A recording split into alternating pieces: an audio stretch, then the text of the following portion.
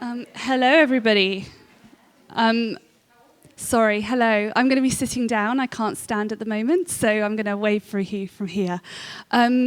Thank you so much to everyone for coming tonight. Before we start, I'd like to acknowledge that we are uninvited guests on stolen land.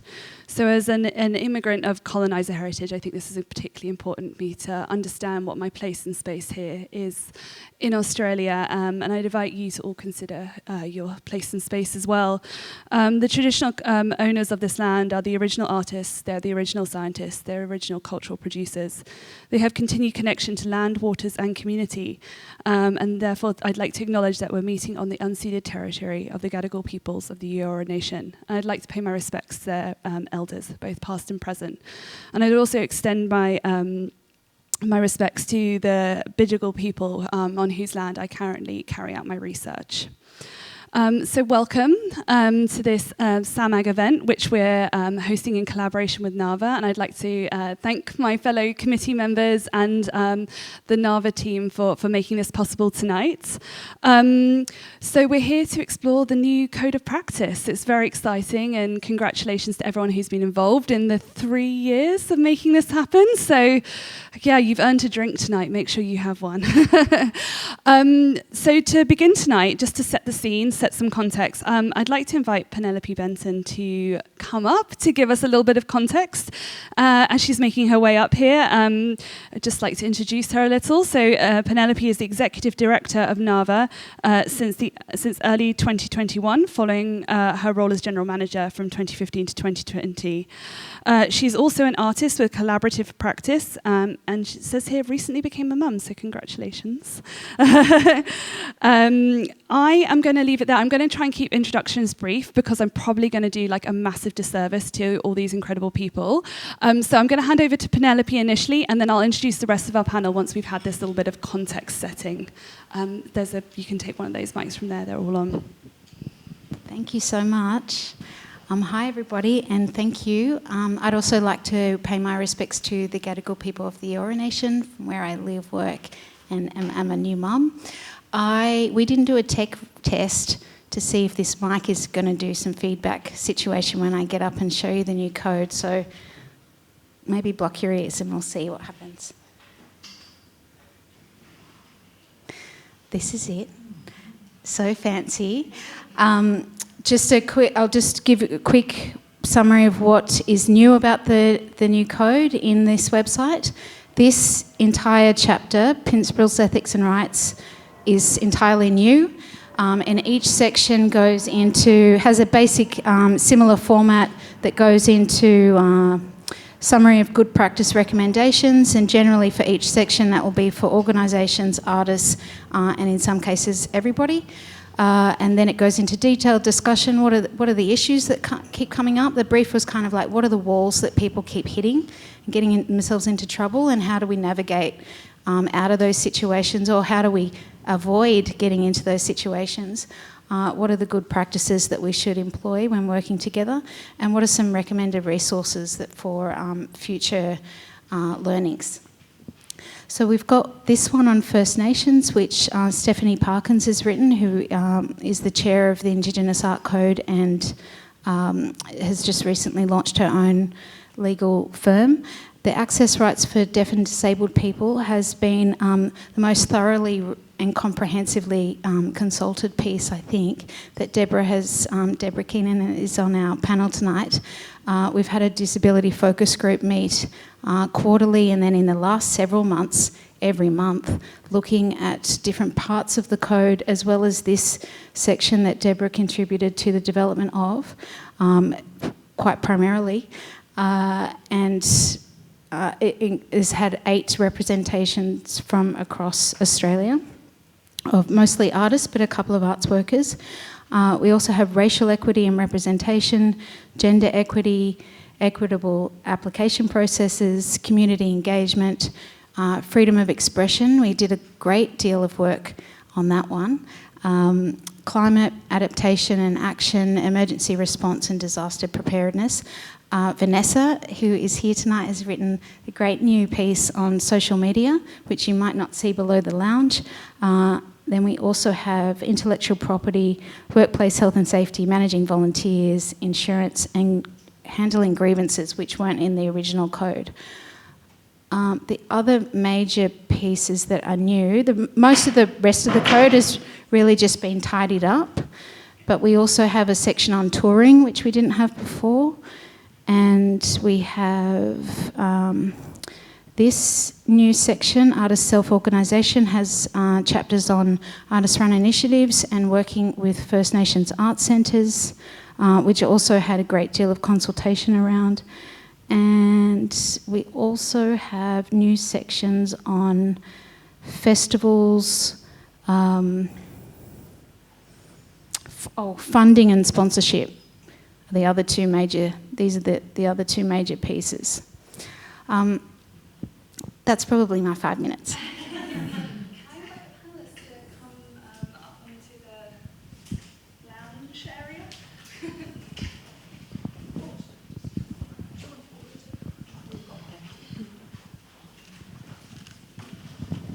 So I'm probably going to do a massive disservice in all of these amazing panelists' biographies, so I'm going to keep it brief, but just please go and read their full bios on the Samag website.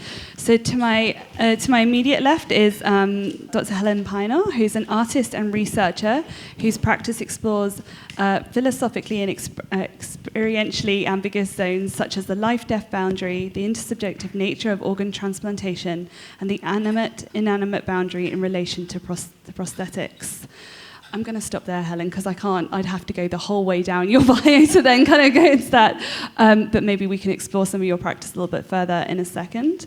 And then we've got Deborah Keenahan, Dr. Deborah Keenahan, who is an artist, psychologist, author, and disability advocate. She has 2 PhDs, her first in psychology and her second in visual arts, which give insight into the understanding the dynamics of interpersonal interactions that exclude the visibly different from equitable social relations. In her art practice, she employs different mediums to communicate with and engage people on difficult issues. And then next along the line is Vanessa Lowe. Vanessa is an all-round creative with a critical eye for visual communication and a passion for digital storytelling. She has previously worked at the Australian Museums and Galleries of New South Wales and Heads and Tails Marketing Agency, and is presently the Digital Marketing Officer at Art Gallery New South Wales members. And then I've already introduced Penelope. So yes, this is our panel for this evening, and we're going to explore some different facets of the code, both its content, but also its application and practice, and what we can kind of gain from having this in the world. So Penelope, perhaps I'll start with you. So I understand that it's been a really collaborative process to updating this, and as I mentioned in the introduction, it's also taken 3 years. So why did you, as Nava, choose to take such an involved approach to updating this code? Thanks, Lizzie.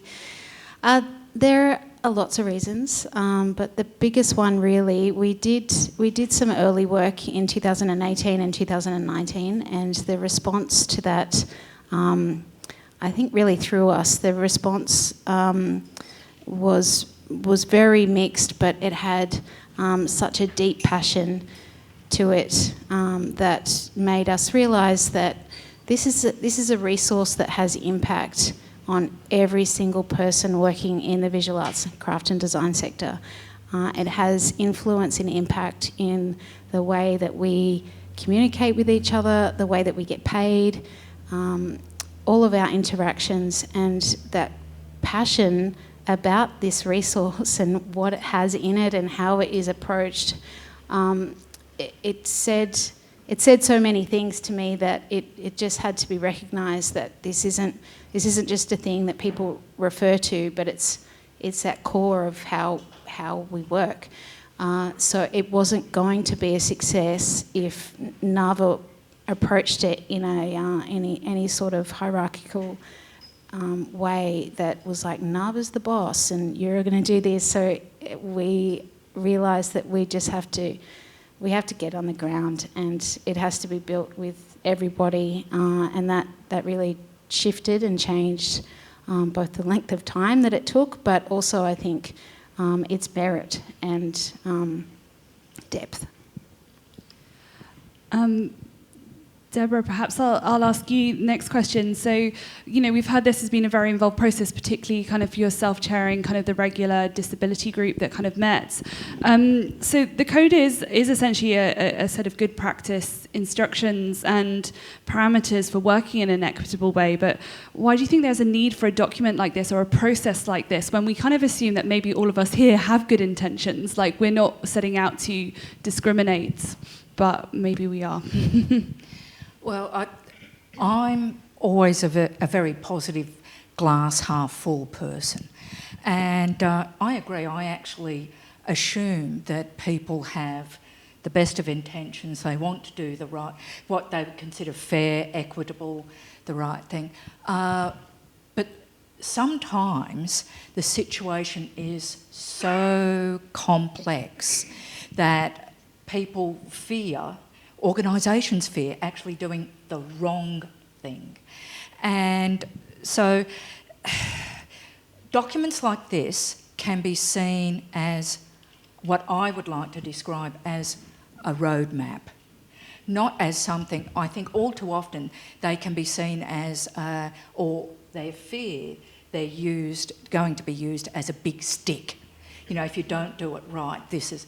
No, I would like to consider these things as you can see from the content of the code, it is so involved, it is so complex that it is a starting point for conversations.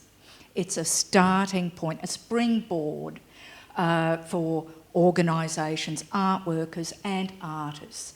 It is useful for absolutely everybody to to actually start the conversations. It allows organisations, art workers, artists to refer to the document and feel like they've got a strong starting point. And that is incredibly useful, so that there are clear parameters for everybody in what is a very complex social world, but also a business world, organisational world. So there we go. That's great. Yeah, I think that speaking to that fear of doing the wrong thing is, I just had the fear that I was going to acknowledge the wrong Indigenous peoples whose land we're on, and there's that fear of doing wrong when we all really do want to do the right thing. So I think that's a fantastic point. Helen, you're here tonight as an artist who actually uses the code, has used the previous code and hopefully will use the future one as well. Could you maybe just speak to that idea of using it as a starting point, like maybe the more logistical elements of how you found it useful as an artist in the past and maybe what you hope you can use it for in the future as well? Yeah. Is this on? Yeah. Look, I think it actually has two really significant levels for me as a practicing artist. One is around sort of self-perception. I was talking to Lizzie about this when she invited me to speak, that when I was at a sort of earlier stage of my career, I lived in Paris for 3 years, and I really noticed the psychological impact and the impact on my self-perception of living in a culture that really valued artists and culture in a broad sense. So I could go to a party and get into a conversation with a banker who had a really intelligent discourse about contemporary art, who could make really intelligent comments about it, and the way that sort of mirrored back to me that the value of being an artist and the seriousness of being an artist, and that it was a real thing. And when I came back to Australia, I came back with that kind of slightly or significantly shifted perception of myself and who I was and my validity almost. And in a kind of very different way, I feel like the code actually performs that function as well. It mirrors back to artists who are working in a very unstructured industry compared to many industries, who struggle to get the footholds on both the ladders of progression and even the ladders of sort of self-perception, it mirrors back that there's a serious thing here. Here are the structures. This is what's important and valuable. And I think it really affects artists' perceptions of themselves. So, or those who engage with it. So that's sort of one level of it. And the other level is a more obvious one, the logistical. And, you know, when I apply for grant applications, I quote the Nava rate for why I'm asking for this amount of fee for myself or for other artists. Commercial gallery relationships, why, or just, I've never had problems with those relationships, but it's a cross-reference. I can check, okay, what's the standard way that these things are done? And every other facet of practice, really. It's a sort of, you know, contracts. Okay, that bit in that contract actually isn't really quite how it should be done. And there's a kind of valid basis for having a conversation with people about what needs to be changed or adapted. I love that when you spoke to me about like our identity as an arts and culture industry. I think that's a fantastic point to raise, and it's one that's stuck with me ever since we've spoken about it as well. Vanessa, maybe I'll head to you, our one colourful member of the panel tonight. I think sometimes when we talk about kind of working in this industry, we talk about maybe thinking about it on a very individual level. And I know that when you've been writing the social media section, you've not only been thinking about it as an individual responsibility, but also kind of thinking about like duty of care and like wider responsibilities. Perhaps you could speak to more like thinking beyond the individual and, you know, when thinking about writing your section. Okay, yes, that's a great question. Thank you. I'm really excited that social media is a part of the code, and I think it's a really essential part.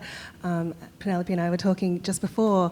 It's something that I guess is just ubiquitous now, but if you've never actually had to incorporate it into your professional work, or if you're an organisation formalising certain practices, you might not know exactly what to ask or what to consider. So just as Helen said, or Deborah, I'm so sorry, I hope this acts as a roadmap for people to consider things they might not have even thought, even if they have the best of intentions.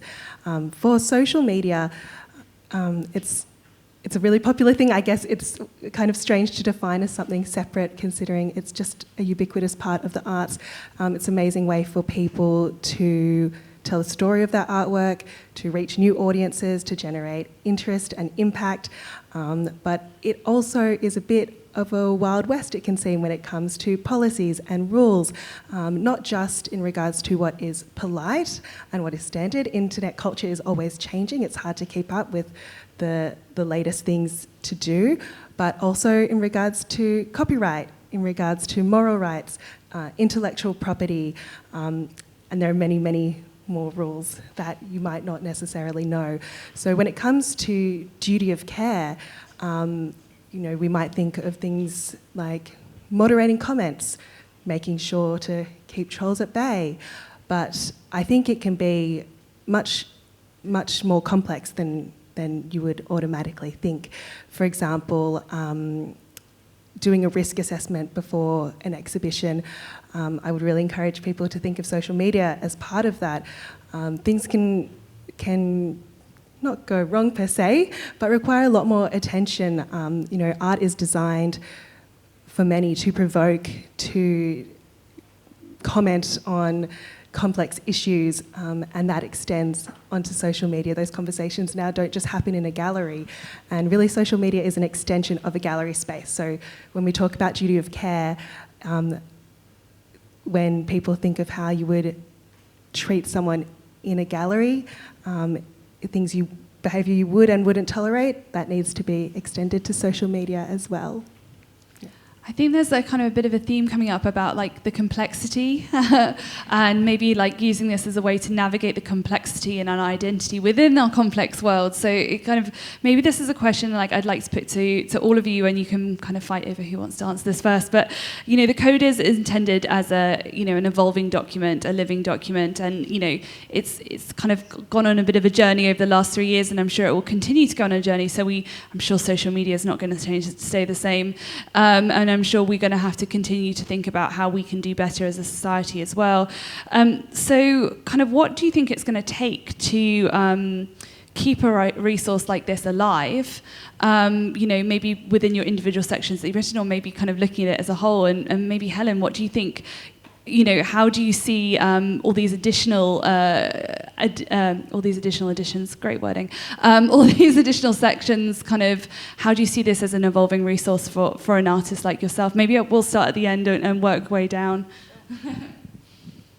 Thank you. Well, the code was launched originally 20 years ago, and at that time it was announced that they would do a review every 2 years, and I think initially they did that, but of course it takes a lot of resources to do something like what we've just done, and the last major review was done in 2009, and I guess funding and all the things.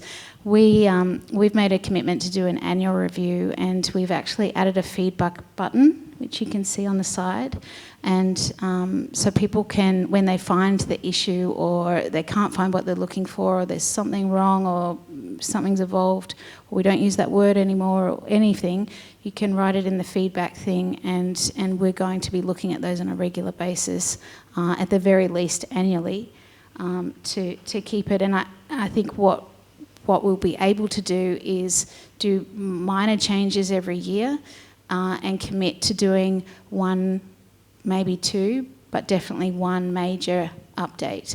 And then the rest will have to be on a priority list of what happens in future. Yes, as you mentioned correctly, internet culture is forever changing, and policies will also always be changing. There's even the social media anti-trolling bill that is currently in its way, and I'm sure that will be a big deal when that comes about and will need to be incorporated. But I think having this code online in whatever shape or form or level of updates it needs will always be a really good resource for people to just keep it at front of mind and keep talking about things. Because the internet will constantly change. It'll be hard to keep up. Well, the code, as I said, is very, very complex, and it reflects the social world, which is forever changing. And so the code itself has to be just like the social world and forever changing. So in many ways you can describe it as an organic document. And the joy of this particular code is that I think Nava needs to be commended in the extent of its consultation process, because certainly with the disability community we have a saying, nothing about us without us. And so that is what I think Nava certainly attempted to do, is consult with the people who this code actually relates to, talks with. And given that, it will, because conditions change, for example, 4 years ago, we did not have COVID. We did not have that the situation of social distancing, of physical distancing, of the level of isolation, working from home to the extent that we have, all of a sudden having things online to the extent that we have. And so consequently, any document like this has to be responsive to those sorts of changes. Who knows what the world is going to be like in 5 years' time? And the only way we can actually respond to that is to have a review process. So, Helen, how does it feel to, as an artist, to feel supported by this process, so that this document that is your roadmap, maybe through these complex times, can evolve in the way? How does that form your identity as an artist? Just to go back to that kind of initial kind of thing about holding the mirror. Yeah, look, I just think it's really intelligent that it's been made as a living document, really, that it's recognising that life is in flux, the world is in flux, everything is in flux, and it's not this kind of static document from on high. It's this living document that I love the way you've incorporated the feedback tab into it. I think that's really clever. I don't know how exhausting it's going to be to keep up with all the feedback that comes in and deal with it. Hopefully it's great feedback. Yeah, all good. We've made a commitment to make sure that we read those ones to ourselves too. Yeah, I mean, it's a great ambition, and I think it will be potentially really demanding, just as like living in a world that's in flux is really demanding. But I just think in principle it's a really great design feature of it. Yeah. Penelope, I had another question for you. So within this code, we can obviously see that it's not just focused on artists; it's focused on the full breadth of the sector. So I was just wondering whether you could kind of like, maybe touch on why that's important to kind of look at the ecosystem over the individual. Yeah, for sure. Well, I mean, that's what Nava is. It was established in 1983 as a professional body for the visual arts and crafts sector, not for artists, not for arts workers, not for any one particular. And, I think probably I and many other people when you start working at Nava, you think we're going to change this for artists, but being in it, and I've been at Nava now for a little while, I really get how small our sector is and how close it is and how committed everybody is. And there isn't a separation between artists and arts workers. Most arts workers are also artists. So it sits in the middle very deliberately, because there are all sorts of different ways that people move and weave in and out of different professions, I suppose, and there isn't really very many who are just siloed into one. And so that's what Nava's intention was, even at the beginning. So to carry that forward, that's really what drove how we do that now. And I really appreciated, particularly at the beginning of this, is that it's not going to have any legs or any success if we create any more divide. And we've got plenty of division in the world, plenty of tension. And really the aim of this resource is to help people get through what is the good thing to do. And nearly everybody, and we know this from being on the phone at Nava, when people call us, people do have good intentions. And the code was written originally just to help people from making those same mistakes. And where can we knowledge share and skill share so that we don't keep stumbling and hitting the same walls. Deborah, I think you wanted to. Yes, I think Penelope actually hit on something very important there, and that this code is actually for everybody who works in the area, because artists can't work in isolation without the arts organisations. Similarly, the arts organisations can't work in isolation without the artists. And inherent to all of that are arts workers of all forms. And so, consequently, it is a relationship. And this document is to help those conversations in those relationships. And so it is for everybody in that, and organisations and individuals and groups alike in that area. Basically it's a relationship counselling device. A little bit to start the conversation. Yes. So just with bearing in mind this reframing from the individual to the ecosystem, we've obviously had a really rough few years with kind of ongoing crises that challenge our world, but perhaps we can take a positive spin, add hope into the mix now.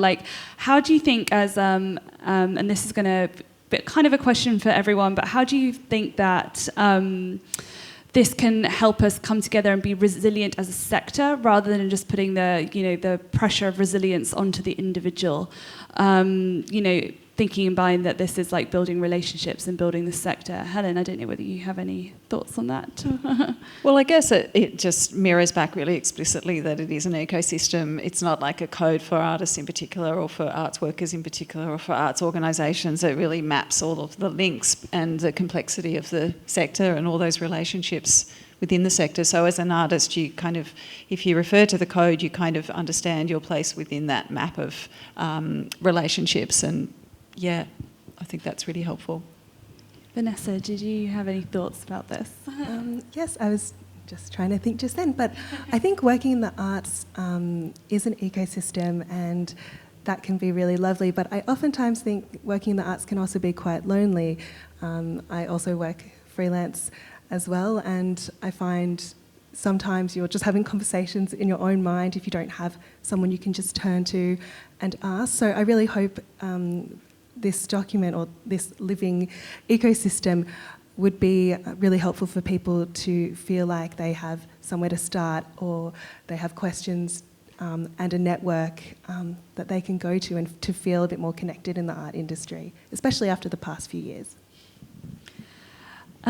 So we've kind of touched on maybe the challenges of maybe keeping this organic and alive, and obviously we're only just putting this one out tomorrow, so I kind of hate to look too far down into the future. But what do you think, Penelope? Maybe I'll ask this to you initially. What do you think are going to be the challenges beyond the logistical ones of reading all the really great feedback that you're going to get to keeping this alive moving forward?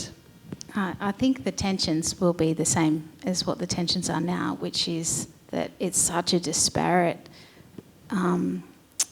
vast variety and diverse mix of galleries, of artists, of practice, of geography, of capacity, and that they're all the tensions that we've always had as a sector, and that they will continue. I don't think there's going to be any magic button that will change that.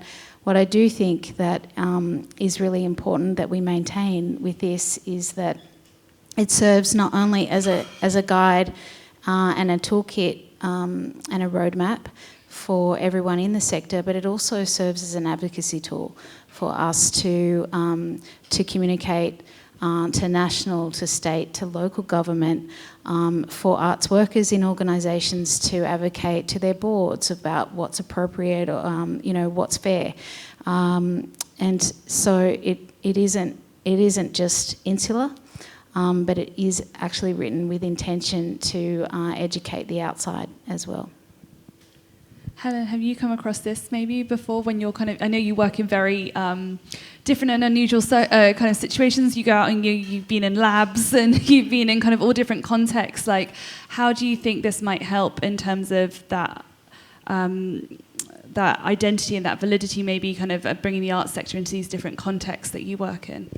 I might talk a little bit about teaching, how the code comes into the role of teaching. So I run a professional practice course at Sydney College of the Arts at University of Sydney for fourth year students, which was designed and written by Dr. Jan Guy. And I feel like I almost have a slightly almost an extension of sort of pastoral care role in teaching this subject, because it's a lot of the students are about to sort of go through an incredibly difficult transition when they leave structured study and university to trying to forge a career as an artist, where there is that sort of absence of structure. And I think that, I've personally benefited from really amazing professional practice mentoring at different times during my practice. I did a little bit at art school, but I have a colleague and a friend, Sasha Gianella, who's based in Geneva now, but she has mentored me informally and formally in within programs that she runs. And I feel like a lot of the challenge of, as I was saying earlier, a lot of the challenge of having a practice as an artist is the self-creation of the structures that in other professions are sort of taken for granted. Like, if you're training to be a doctor or a lawyer or a tradesperson, all of those professions, trades, there are really clear marker points of what you do to advance through a career. And in the arts, there are loosely marker points, but so much has to be self-generated. And it's a really trying, difficult process to actually do all of that.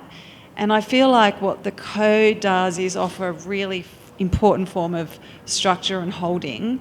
In the absence of so much structure, it offers this really important form of holding.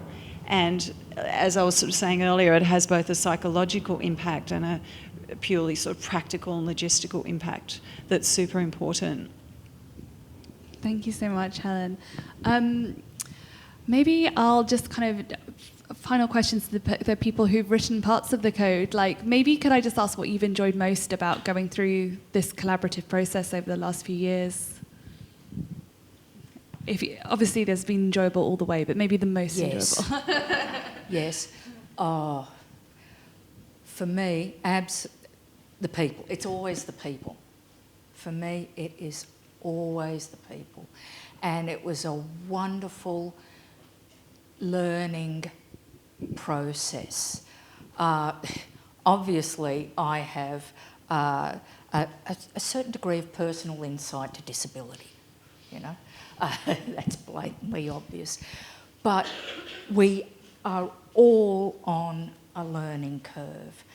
And it was just so wonderful to have this diversity of people coming together with this one purpose and very constructively sharing both the difficulties that they'd experienced, but how those difficulties, they'd gotten through them, and just knowing that hopefully we were going to produce a document that would help future and other artists.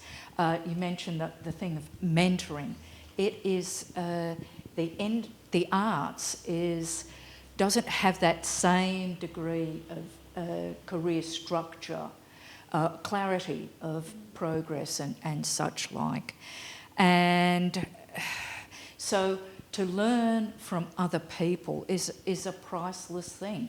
And for me, I learnt a lot in this process, and that was priceless, of hearing people's stories.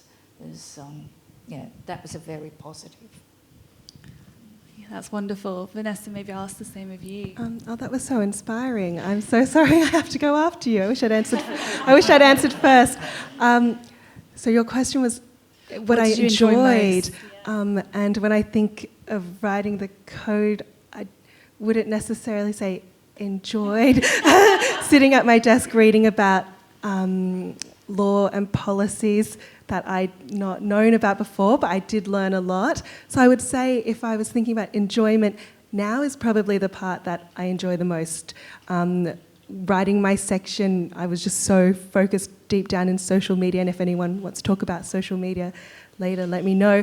But I didn't really have the full vision of this beautiful magnum opus and the community and ecosystem, and I had not seen the website, so this is the part I enjoy the most. That's great. Helen, are you excited to kind of delve down deeper into some of these new sections with your students now and maybe for yourself? I've been holding off dealing with the code this semester, but now we can get right into it now that it's been released. Perfect timing, guys. So Helen can go and teach it. And I just have to say, as a kind of arts and culture sector worker myself, I'm a creative producer. I work at the intersection of arts and sciences.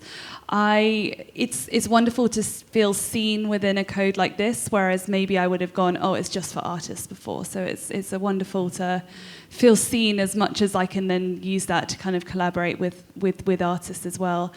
Penelope, maybe we'll just end with you before we kind of take questions from the audience. But what have you learnt the most from this process? I mean, it's been 3 years, so... It's actually been a bit longer than 3 years, but sorry, it's nice to... No, it's not. It's good to say 3 years. It's good to put our cap. The learning, the stories. I I mean, we already had all the stories. A lot of the Nava team are here. All of you that are on the phones and the emails, and really everything that we do is hearing about where people have got stuck and helping them navigate out of it. And to be able to create something that means that anybody could flick them to this and just say, you can probably find most answers, not all of them, but some in there, and that feels good, right? Yeah. There's tired nods. You just please get it out tomorrow. Well, look, it's phenomenal, and it's really, I guess, inspiring to hear everyone come around this central purpose of we all want to do better, right? And that commitment to that lifelong learning. So I think it's fantastic. Perhaps we could see if anyone has any questions for any of the panelists. Safe space, guys. I don't know if we have another mic. Maybe just raise your hand, yell out if you have anything. No?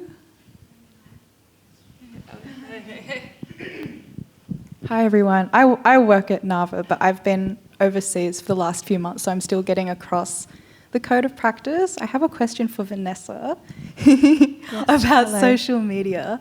I think one thing I think about is the ethics of how the corporations that own these platforms create deliberately addictive algorithms and prioritize certain forms of posts and things that catch a person's attention in half a second or whatever it is, and how that ends up uplifting a certain type of artwork.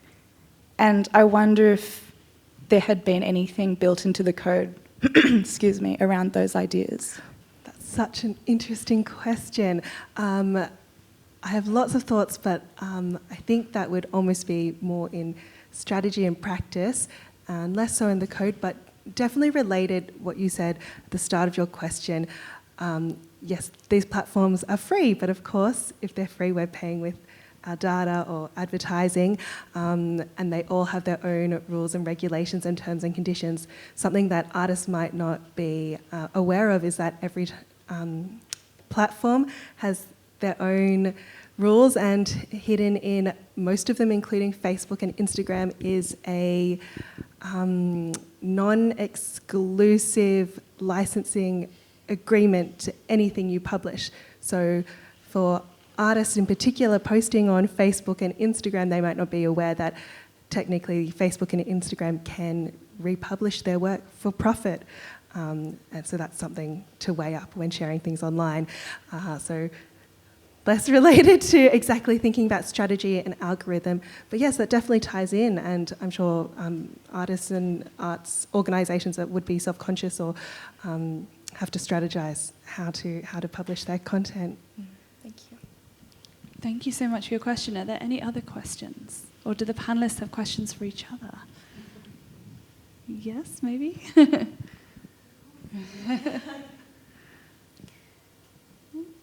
I don't have any questions, but I guess just adding to the things that I enjoyed, just the generosity of people's time and experiences and knowledge has just been beyond what I would have ever imagined when we started this.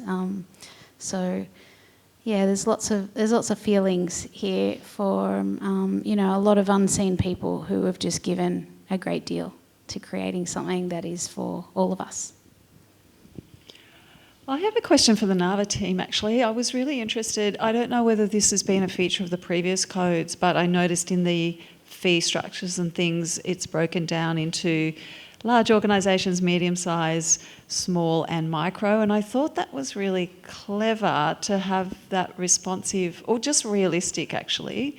Like when you look at what a tiny organisation can actually afford to pay, just acknowledging that there was a difference in capacity to pay and trying to meet that sort of bridge between what artists are needing and what organisations can actually realistically do.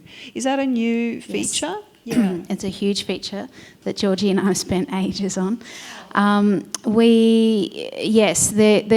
code, the previous code, now, has said for a long time that if you have more capacity that you should pay, and that the minimum rates are minimum rates. With the intention that the small galleries would pay the minimum rate and the bigger ones would pay more. When we did a bunch of surveys in 2015 and 2016, what we found is that about 60% of the respondents to those surveys either weren't paying at all or weren't paying fairly. And we then launched in 2017 a Fair Pay for Artists campaign, and we did roundtables around the country. Lots of surveys say we pay Nava rates, but then when you look at the numbers, then a lot of the bigger galleries, the mediums and particularly the large, were paying the minimum standard, not something that they had worked out might be appropriate for their capacity. So we have deliberately set new minimum standards based on capacity, and there is in the payment standard section a number of different ways that you would determine what your capacity is to pay, and that includes the artist's career stage, and artists can look at that guide, which has done away with the old concept of 5 years practicing, you're at a mid-career. We've got rid of that. That's not a thing. There's all sorts of different things that would... I'm losing my words. There's all sorts of different ways that you would view where you're sitting at in your career. And then we've got a table that sets out 4 different factors for an organisation to determine where they might fit. And that would change depending on whether they had operational funding or project funding. And that would influence where they sit in each of the tables. And then we've given a minimum range of what the standards should be for, as you say, large, medium, small and micro. Micro recognising that some REs and smaller local government galleries are wanting to pay artists but otherwise wouldn't have been able to before. And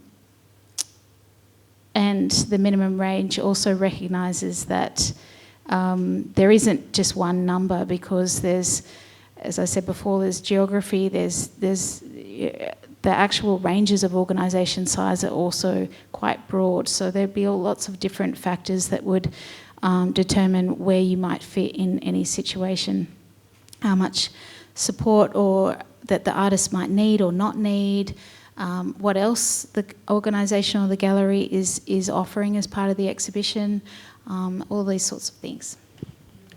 I think that just gives like a very brief snapshot into one single part of that, and how much complexity there must be behind all these tabs on the screen behind me. I'm just going to ask one more time. Does anyone have any questions?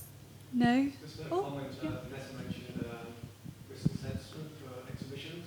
I was just looking at your illustrator. I just think you might need to put safety harness on your performance. It's invisible. Well, if no one else has any questions, we can stay, we can have a drink, and we can chat more informally after this. But could you please join me in thanking our wonderful panel for being here today?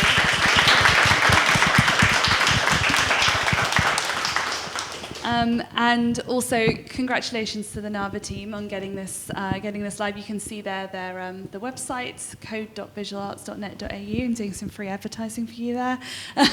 But thank you so much for joining us here. So this has been kind of a collaboration between Samag and Nava to kind of launch the code today, and it officially goes live tomorrow. So looking forward to chatting to you all more over a beer or a wine. So thank you so much for coming, everyone.